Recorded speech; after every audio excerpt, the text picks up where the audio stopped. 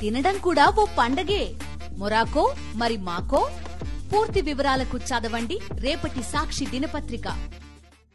చెరువుల ఆక్రమణలకు అక్రమ అనుమతులపై ఫోకస్ పెట్టింది హైడ్రా. రెవెన్యూ, జీహెచ్ఎంసీ, హెచ్ఎండీఏ అధికారుల పాత్రపై దర్యాప్తు చేయనుంది. అలాగే హైడ్రా పరిధి విస్తృతం చేయాలని రాష్ట్ర ప్రభుత్వం నిర్ణయించింది.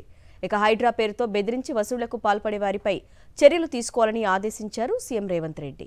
చెరువులను చేరపట్టిన ఆక్రమణలను కూల్చివేయడంతో పాటు రికార్డులను తారుమారు చేస్తూ వాటికి అనుమతులు ఇచ్చిన అధికారులపైన Hyderabad disaster response and asset protection agency HYDRAA focus చేసింది. కాసులకు కక్కుర్తిపడి ప్రభుత్వ స్థలాలు, చెరువులు, కుంటల్లో నిర్మాణాలకు కారణమైన వారిపై చర్యలు చేపట్టేందుకు సిద్ధమైంది. ఈ క్రమంలో ప్రగతి నగర్లోని ఎర్రకుంట, చందానగర్ ఈర్ల చెరువుల ఆక్రమణలకు సంబంధించి 5గురు ప్రభుత్వ అధికారుల పాత్రను గుర్తించింది. సదరు ఆక్రమణలపై నమోదైన కేసుల్లో ఈ అధికారులను కూడా నిందితులుగా చేర్చాలని కోరుతూ సైబరాబాద్ పోలీస్ కమిషనర్ అవినాష్ మహంతికి హైడ్రా చీఫ్ ఏవి రంగనాథ్ లేఖ రాశారు. చందానగర్ పరిధిలోని ఈర్ల చెరువు ఆక్రమణ వ్యవహారం పైన హైడ్రా లోతుగా ఆరా తీయగా మరో బాగోతం బయటపడింది. ఇక్కడ 0.16 ఎకరాలను ఆక్రమించిన కొందరు గ్రౌండ్ ప్లేస్ 3 అంతస్తులతో ఒక నిర్మాణం, గ్రౌండ్ ప్లేస్ 4 అంతస్తులతో మరో 2 నిర్మాణాలు చేపట్టారు. వాటిపై ఫిర్యాదు అందుకున్న హైడ్రా అధికారులు ఈ నెల 10న ఆ 3 నిర్మాణాలను నేలమట్టం చేశారు. ఈ ఆక్రమణలకు సంబంధించి చందానగర్ ఠాణాలో కేసు నమోదైంది. ఈ నిర్మాణాలకు ఆన్లైన్లో అనుమతులు మంజూరైనట్లు గుర్తించిన హైడ్రా అధికారులు పూర్వాపరాలను క్షుణ్ణంగా పరిశీలించారు. ఈ నేపథ్యంలోనే చందానగర్లో నమోదైన కేసులో 2 అధికారులను నిందితులుగా చేర్చాలని సిఫారసు చేసింది. సాధారణంగా సరిగ్గా ఉన్న స్థలాల్లో నిర్మాణాలకు అనుమతి కావాలన్నా సంబంధిత అధికారుల చేతులు తడపనిదే ఫైల్ ముందుకు కదలని పరిస్థితి.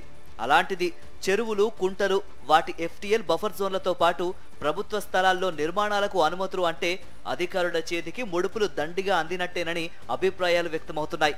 ఈ క్రమంలో ఎర్రకుంట, ఈర్ల చెరువుల్లో నిర్మాణాలకు అనుమతులు ఇవ్వడంలో లక్షల రూపాయలు చేతులు మారి ఉంటాయని హైడ్రా అధికారులు అనుమానిస్తున్నారు. ఈ వ్యవహారంలో అక్రమాలకు పాల్పడిన అధికారుల వివరాలను అవినీతి నిరోధక శాఖకు అందించాలని యోచిస్తున్నారు. భవిష్యత్తులో కొన్ని కీలక ఉదంతాలపై విజిలెన్స్ విచారణలు కూడా కోరే అవకాశం ఉందని తెలుస్తోంది. ఇలా అక్రమార్కుల చుట్టూ ఉచ్చు బిగించాలని హైడ్రా భావిస్తున్నట్లు తెలిసింది. ఇక హైడ్రా పరిధిని మరింత విస్తృతం, బలోపేతం చేయాలని రాష్ట్ర ప్రభుత్వం నిర్ణయించింది. ప్రభుత్వ భూముల పరిరక్షణ బాధ్యతను కూడా ఈ సంస్థకే అప్పగించాలని నిర్ణయించింది. దీనికోసం విధి విధానాలు రూపకల్పన చేస్తున్నట్లు ప్రభుత్వ ప్రధాన కార్యదర్శి శాంతికుమారి వెల్లడించారు. ఔటర్ రింగ్ రోడ్ పరిధిలోని చెరువులు, పార్కులు, నాలాల పరిరక్షణ బాధ్యతను ఇప్పటికే హైడ్రాకు అప్పగించిన విషయం తెలిసిందే.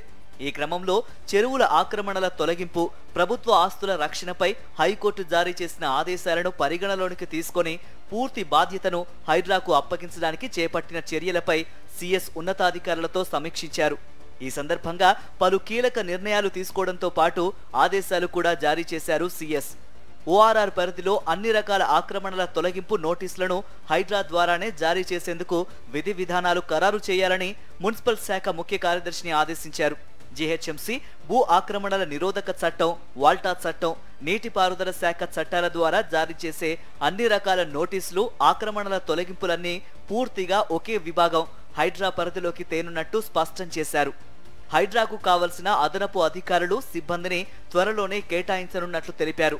గండిపేట, హిమాయత్ సాగర్ చెరువుల పరిరక్షణ బాధ్యతను కూడా జలమండలి నుంచి తప్పించి హైడ్రా పరిధిలోకి తేనున్నామని వెల్లడించారు సిఎస్ శాంతికుమారి.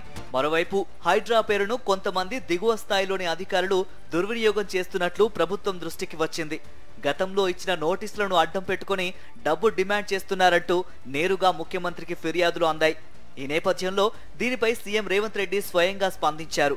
అలాంటి వారిపై నిఘా ఉంచాలని, కఠిన చర్యలు తీసుకోవాలని అవినీతి నిరోధక శాఖ, విజిలెన్స్ అధికారులను ఆదేశించారు. గతంలో ఇచ్చిన నోటీసులు, ఫిర్యాదులను అడ్డు పెట్టుకొని కొన్ని చోట్ల రెవెన్యూ, మున్సిపల్, ఇరిగేషన్ అధికారులు డబ్బులు డిమాండ్ చేస్తున్నట్లు తమ దృష్టికి వచ్చిందని, అటువంటి వారిపై చర్యలు తప్పవని హెచ్చరించారు సీఎం రేవంత్ రెడ్డి.